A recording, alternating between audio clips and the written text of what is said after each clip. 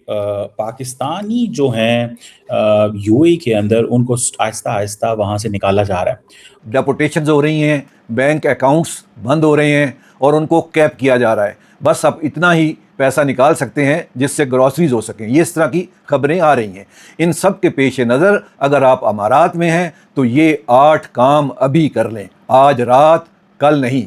पहली बात तो ये है कि अपने ख़ानदान को अमारात में ही रोकें, वापस मत भेजें। ये पहला और सबसे अहम नुक्ता है और सबसे ज़्यादा गलतफहमी भी इसी पर है, लोगों को है।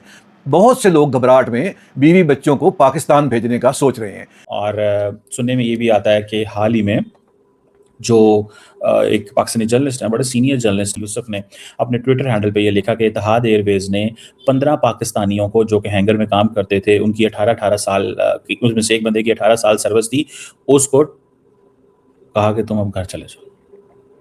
उसको इमिग्रेशन ऑफिस बुलाया और उसने कहा leave the country with in 48 hours. 15 बंदे, एक नहीं, 2 नहीं, 5 नहीं, 10 नहीं, 15 बंदे हैं जिनको निकाला गया है। तो क्या ये बाय चांस हो रहा है? नहीं, प्लानिंग है पीछे।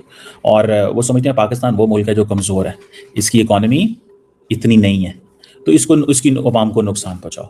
ठीक है, ये मतलब दिस इज अ स्ट्रैटेजी, अच्छी स्ट्रैटेजी है, कोई बुरी नहीं है। देखिए यूएई हमारा एक अच्छा ब्रदरली इस्लामिक कंट्री है, लेकिन मुझे नहीं लगता कि ये उनको ये करना चाहिए। ये एक बहुत बड़ी गलती होगी, शायद ज़िंदगी की सबसे महंगी गलती, क्योंकि 31 मार्च 2026 से पाकिस्तानियों की वीज़ा एप्लीकेशंस अमलन बंद है।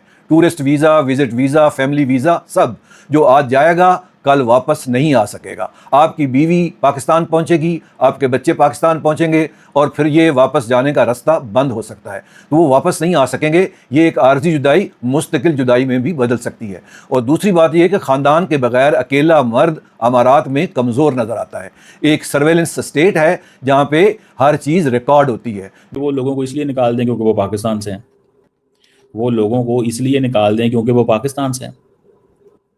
ये तो कोई स्ट्रैटेजी ना हुई। अब मुझे ये तो देखें, यूएई जैसे मैंने कहा उसकी जो ग्रोथ में पाकिस्तान का भी किरदार है। यूएई की ग्रोथ में पाकिस्तान का भी किरदार है। क्या इसको इग्नोर किया जा सकता है? नहीं। क्या पाकिस्तानी जो लोग हैं उन्होंने कोई 100 अरब डॉलर, 150 अरब डॉलर वहां पर यूएई में इन्वेस्ट नहीं किया हुआ? बहुत सारा स्टैटिस्टिक्स है।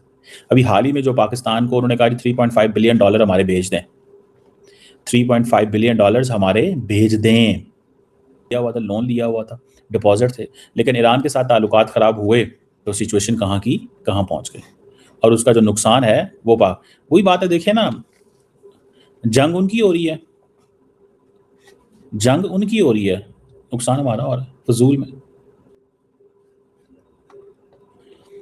ठीक है ना जी। और वो इस चीज़ को वो समझ रहे हैं कि पाकिस्तान को टफ टाइम दो, कर्जा लिया वापस कर दो, पाकिस्तान ने ले लिया। बात वो कह रहे हैं कि पाकिस्तानियों का क्या, इनका कौन पूछ लेगा। अब पाकिस्तान को ये डिसएडवांटेज होगा कि अगर पाकिस्तानी लोगों को निकाला जाता है वहाँ से बड़ी तादाद में, मैस लेवल पे 100, 200, 400, 500 बंदे को निकाल दिया जाता है और उनको पैगाम दे दिया जाता है, तो ये सिस्टमैटिक है ना। ये ऐसे थोड़ी है कि एम ही हो गया। जो मुलाजिम अचानक अकेला रहना शुरू कर देगा उसका नोटिस लिया जाएगा, जो एम्प्लॉयर है वो भी नोटिस लेगा और इमिग्रेशन भी उसका नोटिस लेगी। तीसरी बात यह है टिकट का खर्चा। अमारात से पाकिस्तान की परवाज़ें बहुत महंगी हो गई हैं। बाज़ रूट्स पर तो 25 से 30% से ज़्यादा किराया चल रहा है। जो पैसा आपके हाथ में रहना चाहिए वो फजूल खर्च हो जाएगा। और चौथी बात यह है कि पाकिस्तान में घर वालों को बताएं कि हालात मुश्किल हैं, लेकिन ख़ानदान भेजने से वालिदैन की परेशानी दुगनी हो जाएगी। 2 लाख दरम से ज़्यादा का जुर्माना, कैद और डेपोटेशन हो जाएगी और वापसी पर मुस्तकिल पाबंदी। अफवाह फैलाना जुर्म है, लेकिन अफवाह आगे भेजना भी उतना ही बड़ा जुर्म है। व्हाट्सएप पर एक पोस्ट फॉरवर्ड करना, एक लिंक शेयर करना, ये सब रिकॉर्ड होता है। मार्च 2026 में सिर्फ ईरानी हमलों की वीडियोस पोस्ट करने पर 35 से ज़्यादा लोगों को गिरफ्तार किया गया और 100 से ज़्यादा लोगों को हिरासत में लेकर छोड़ दिया गया। कायदा याद कर लें, जब तक BBC, अल जज़ीरा या गल्फ न्यूज़ ने कोई खबर ना चलाई हो, आगे मत भेजें। अपने नमस्ते दोस्तों, क्या यूएई में रह रहे लाखों पाकिस्तानियों के लिए अब वहां रहने के दिन खत्म होने वाले हैं? हाल ही में एतिहाद एयरवेज ने अपने 15 पाकिस्तानी कर्मचारियों को बिना किसी नोटिस के 48 घंटे के भीतर देश छोड़ने का आदेश दे दिया। सोशल मीडिया पर दाने दाने की मोहताज आवाम अब डर रही है कि क्या ये 20 लाख पाकिस्तानियों को निकालने की शुरुआत है। आज की वीडियो में हम जानेंगे कि आखिर यूएई इतना सख्त क्यों हो गया है। एतिहाद एयरवेज के इन कर्मचारियों को न तो कोई सफाई देने का मौका मिला और न ही मानक 30 दिन का समय। ये कोई सामान्य एचआर का मामला नहीं है, बल्कि इसे यूएई की एक्टिव रिस्क मिटिगेशन यानी एआरएम नीति से जोड़कर देखा जा रहा है। रिपोर्टों के अनुसार केवल एतिहाद ही नहीं बल्कि कई पाकिस्तानी परिवारों को, जिनमें विशेष रूप से शिया समुदाय के लोग शामिल हैं, बिना कारण बताए डिपोर्ट किया जा रहा है। पाकिस्तान की खराब डिप्लोमेसी।